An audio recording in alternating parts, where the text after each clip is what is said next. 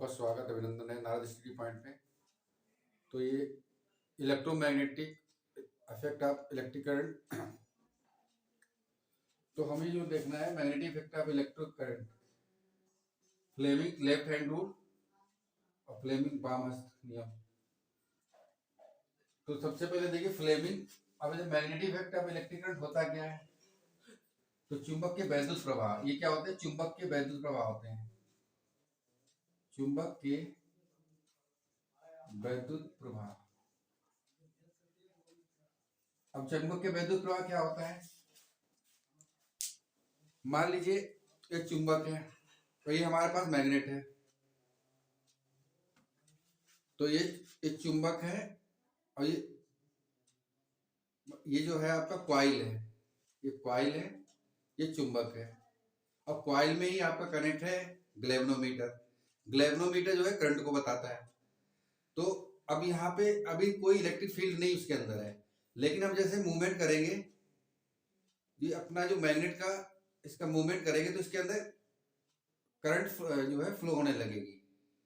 तो पहले तो इस प्रोसेस को जो बोलेंगे वो बोलेंगे इंडक्शन।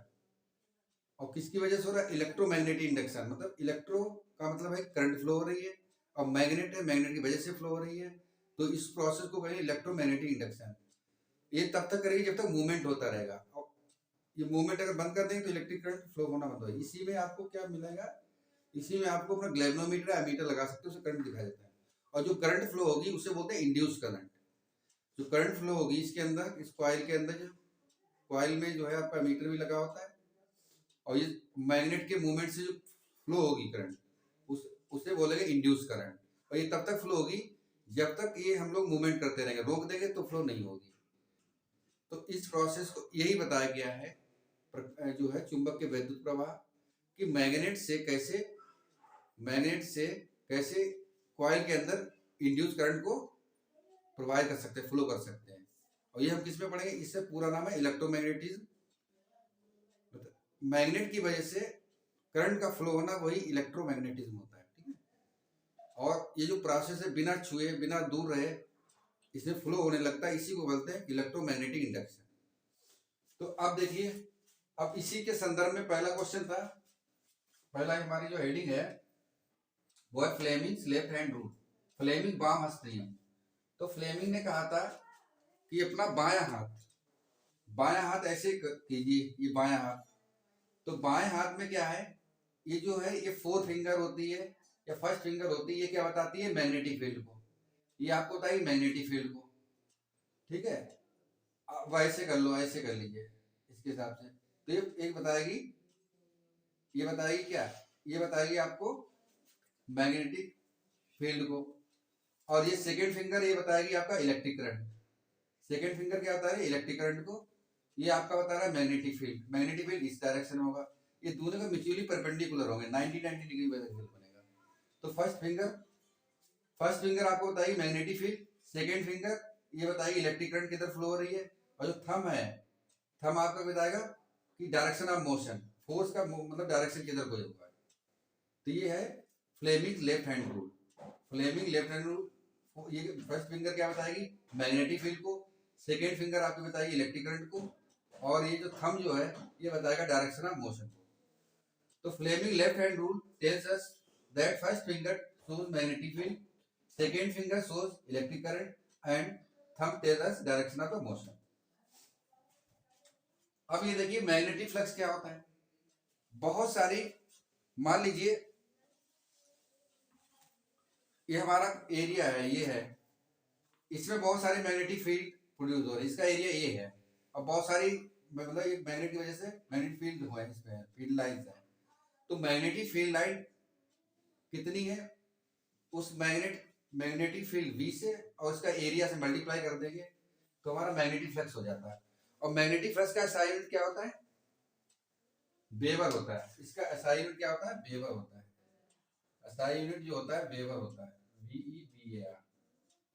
और ये फाई से डिनोट करते हैं, फाई होता है B dot A, B cos theta भी होता है। तो क्या होता है, मैग्नेटिक फ्लक्स, बहुत सारी मैग्नेटिक फील्ड लाइन आ रही है, उसको एरिया से मल्टीप्लाई कर देंगे तो हमारा मैग्नेटिक फ्लक्स हो जाता है। उसके बाद है इलेक्ट्रोमैग्नेटिक इंडक्शन। क्या होता है? चुंबकीय प्रेरण। वही बताया था कि electric current in a conductor by moving magnet.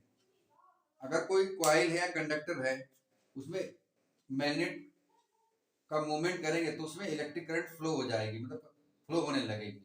और वो इलेक्ट्रिक करंट क्या होगी? वो इंड्यूस होगी। वो इलेक्ट्रिक करंट क्या होगी? इंड्यूस इलेक्ट्रिक करंट होगी।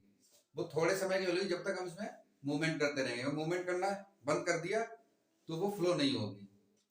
और इसी प्रोसेस को, इस इवेंट को ही हम क्या कहते हैं? Electromagnetic induction. तो यही है, electric current in a conductor by moving magnet in it perpendicular to magnetic field के परपेंडिकुलर था एंड वाइस वर्सा, और मैग्नेटिक फील्ड उसके परपेंडिकुलर होगा।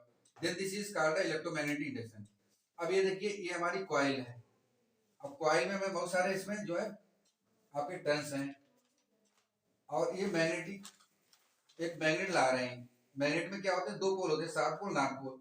तो मैग्नेटिक ला रहे हैं, इसका मूवमेंट कर रहे हैं, इसके पास ला रहे हैं। तो इसकी वजह से इसमें एक ग्लेवनोमीटर इसमें लगा है। और ग्लेवनोमीटर हो या एमीटर हो, वो सीरीज में लगाया जाता है।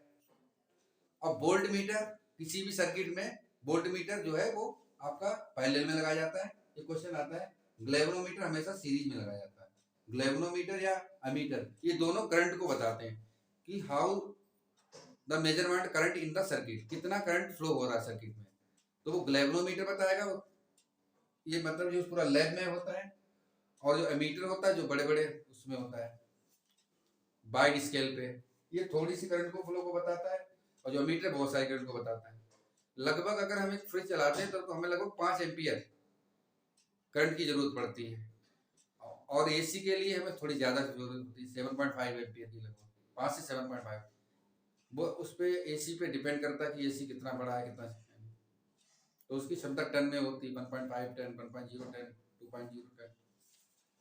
उसके बाद तो ये तो मूवमेंट कराएंगे इसके बीच, तो ये क्या हो जाएगा? तो ये इसी को इलेक्ट्रोमैग्नेटिक इंडक्शन होगा। The current flow by the movement of the magnet in the coil is known as induce current, या प्रेरित धारा बोलते हैं। उसके बाद आ जाएगी स्ट्रेंथ ऑफ इंड्यूस करंट। किस पे डिपेंड करती है? स्ट्रेंथ सबसे पहले डिपेंड करेगी टर्न्स। जितने ज्यादा नंबर ऑफ टर्न्स होंगे उतना जो है मैग्नेटिक फील्ड ज्यादा होगा। ठीक है, उसकी इंड्यूस करंट ज्यादा होगी। जितने टर्न्स ज्यादा होंगे उतना इंड्यूस करंट ज्यादा होगी। दूसरा सेकंड पॉइंट है, तो इसमें नंबर ऑफ टर्न पे डिपेंड करता है। फिर है strength of magnetic field, magnetic field की स्ट्रेंथ पे डिपेंड करेगा। तीसरा relative speed of between magnet and coil, कितनी स्पीड से कॉइल की तरफ मैग्नेट को ला रहे हैं, कितनी स्पीड से ला रहे हैं। जितनी स्पीड से लाएंगे उतनी इंड्यूस करंट ज्यादा होगी, ज्यादा फ्लो होगी। अगर हल्के से ला रहे हैं तो कम होगी, तेजी से ला रहे हैं तो ज्यादा होगी। अब नेक्स्ट आपका टॉपिक है फ्लेमिंग्स राइट हैंड रूल। तो राइट हैंड रूल जो है ऐसे, ये राइट हैंड लिया, राइट हैंड लिया, ये राइट हैंड ले रहे हैं। तो इसमें देखिए राइट हैंड में ये क्या बताएगा?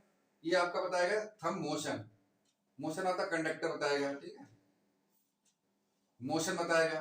फोर फिंगर क्या बताएगी? मैग्नेटिक फील्ड को बताएगी। फोर फिंगर जो है मैग्नेटिक फील्ड को बताएगी। और सेकेंड जो फिंगर है या मिडिल फिंगर बोल सकते हो, ये आपको बताएगी करंट, करंट कितना फ्लो हो रहा है, धारा किधर जा रही है। तो ये दोनों म्यूचुअली परपेंडिकुलर होते हैं, इनके बीच 99 डिग्री रीडिंग का होना चाहिए। तो थंब क्या बताएगा? मोशन ऑफ द बताएगा कंडक्टर का। फोर फिंगर क्या बताएगी? फर्स्ट फिंगर, ये फोर फिंगर ये मैग्नेटिक फील्ड को बताएगी। और जो मिडिल फिंगर है सेकंड फिंगर, ये बताएगी इलेक्ट्रिक करंट को। ठीक है, तो ये जो है फ्लेमिंग्स, कौन सा है? फ्लेमिंग्स जो है ये राइट हैंड रूल है। तो ये बी को बताएगा मैग्नेटिक फील्ड को, ये करंट को बता रहा है, ये करंट आई को बता रहा है। और ये थंब जो है ये मोशन को बता रहा है। मोशन मतलब फोर्स को बता रहा है। मोशन एक तरीके से फोर्स ही होता है, फोर्स बेस्ड होता है।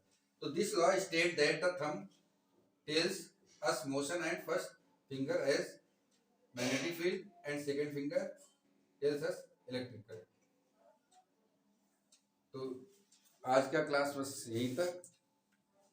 अगर आपको ये पसंद आ रहा हो वीडियोस तो इसको शेयर और मेरा channel Narayan study point subscribe कर लें। Thank you so much. आपका नववर्ष मंगलमय हो और नववर्ष की कामना देते हैं। आपका परिवार, आप सुखी संपन्न रहें। Thank you so much.